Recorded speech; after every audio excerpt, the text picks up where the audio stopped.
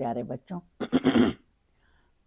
بات یہ ہے کہ یہ ایک چھوٹا سا واقعہ ہے جو کہ اشفاق احمد اور بانو قدسیہ کی ایک کہانی ہے جس کا نام ہے پنجاب کا دوپٹہ۔ اس میں سے میں نے ایک چھوٹا سا اقتباس لیا ہے، اللہ کرے کہ آپ کی سمجھ میں بھی آ جائے جیسے کہ میری سمجھ میں تھوڑا سا آیا۔ تو ایسا ہے کہ وہ اشفاق صاحب نے کہا کہ میں سرکاری کام سے حیدرآباد چلا گیا، اور جاتے ہوئے میں نے سوچا کہ میں 8 دن کے لیے جا رہا ہوں، چلو میں نے اپنی بیگم سے کہا آپ بھی چلیں میرے ساتھ، وہ بھی چلی گئیں۔ اب یہ دونوں میاں بیوی وہاں چلے گئے، 1-2 دن گزرے تو انہیں خیال آیا کہ جب ہم اتنی دور حیدرآباد ہی آئے ہیں تو کیوں نہ ہم یہ جو مزار ہے عبداللطیف بھٹائی کا، اس سے کیوں نہ دیکھنے چلے جائیں۔ میری بیگم نے کہا ہاں بات تو آپ صحیح کہہ رہے ہیں، ہمیں کچھ نہ کچھ تو یہاں آئے ہیں تو دیکھنا ہی چاہیے، اور مزار تو بڑی دور دور تک مشہور ہے۔ تو جناب وہ جس گھر میں وہ عارضی طور پہ ان کا قیام تھا، وہاں پر ان لوگوں نے انہیں ایک ڈرائیور بھی دے دیا، گاڑی دے دی، اور یہ لوگ چلے گئے۔ اب جیسے مزار کے قریب پہنچے تو جناب وہ کہنے لگے اتنا رش مزار کے اندر اور مزار کے باہر، لوگ ہی لوگ کھڑے ہیں۔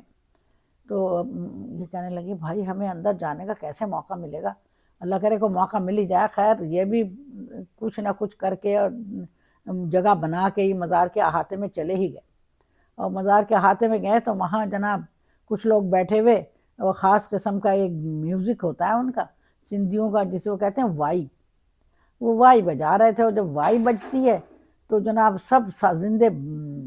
آ جاتے ہیں حرکت میں، اور وہ شروع ہو جاتے ہیں کچھ نہ کچھ بجانا۔ تو اور جب وائی بجتی ہے تو جناب وہاں کے جو کارندے ہیں وہ جلدی جلدی بڑے بڑے گلاسوں میں دودھ ڈال کے دیتے ہیں سب کو۔ تو ان کے پاس جب گلاس 2 آئے بڑے بڑے، تو ان کی بیگم نے دیکھا کہ بھلی کبھی گلاس کو دیکھا کبھی اس آدمی کو دیکھا، تو اس گلاس کے اندر دودھ کو 1 تولہ یا 2 تولہ ہوگا۔ چلو ٹھیک ہے۔ اب وہ اشفاق صاحب کہنے لگے میں نے جو اپنے جھانک کے اپنے گلاس میں دیکھا تو اس میں تو جناب دودھ کے اندر ایک تنکا بھی تھا۔ میں نے بہت کوشش کی کہ تنکا تو نکل جائے باہر یہاں سے، لیکن جناب وہ تنکا ہی نہ نکلا، اور وہ تنکے کے انہوں نے کہا میں تنکے کے سمیت ہی پی جاتا ہوں، انہوں نے تنکے کے سمیت ہی پی لیا، اور ان کی بیگم بھی ناچار پی ہی گئی۔ خیر اور پھر وہ تھوڑی دیر میں انہوں نے، ظاہر ہے جب انسان کو کہیں بیٹھنے کی جگہ مل جاتی ہے تو ایک صاحب سے کہا کہ ہمیں بھی تھوڑی جگہ دے دیں، تو انہوں نے جگہ دے دی۔ ان کی بیگم بھی تھی، اس کی یہ بچہ تھا، اس نے کہا اچھا بھائی تم سائڈ پہ ہو جاؤ۔ بلکہ ان کی بیگم نے کہا اشفاق صاحب کی کہ اسے مت تنگ کریں، اور ہم بیٹھ کہیں مل ہی جائے گی جگہ۔ خیر لیکن وہ خاتون نے انہیں جگہ دے دی، اور وہ اشفاق صاحب بیٹھ گئے۔ تو اتنے میں وہ ان کی بیگم نے کہا کہ بھائی اچھا میں تو ذرا چکر لگا کے آتی ہوں، ہو سکتا ہے کہ مجھے کوئی ذرا دیکھ لوں ہم کہاں پر بار بار یہاں آئیں گے۔ اب وہ آئیں تو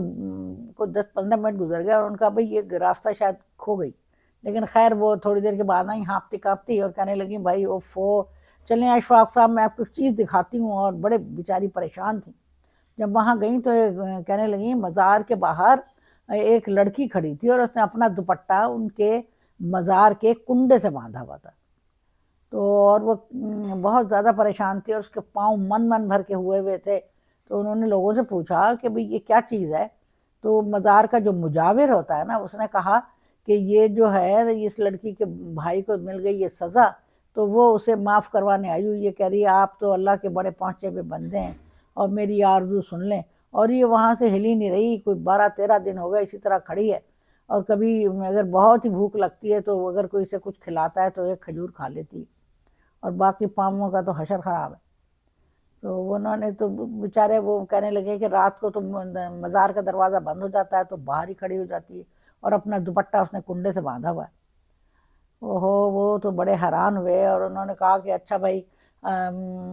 باقی سب نے کہا بھائی ان کے لیے اس کے لیے دعا کریں، سب نے دعا کی، کہنے لگے ہم نے بھی کچھ کچی پکی سی ہم نے بھی دعا کی، ہم بھی بیٹھ گئے، ہم نے بھی ساری رات وہاں گزارنے کا فیصلہ کر لیا۔ اور ایسے جناب وہ پنجاب کا دوپٹہ ایسا بندھا، کیونکہ وہ تھی لڑکی پنجاب کی، بہاولپور کی لڑکی تھی،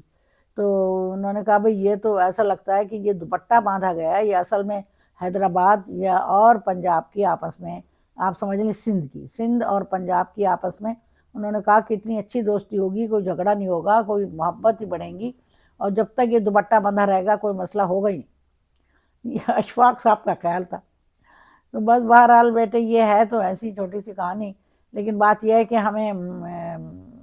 اپنا اعتقاد تو اپنے اللہ پہ رکھنا ہے، وہی ہماری ضرورتیں پوری کرے گا. اب یوں ہم کہیں اپنے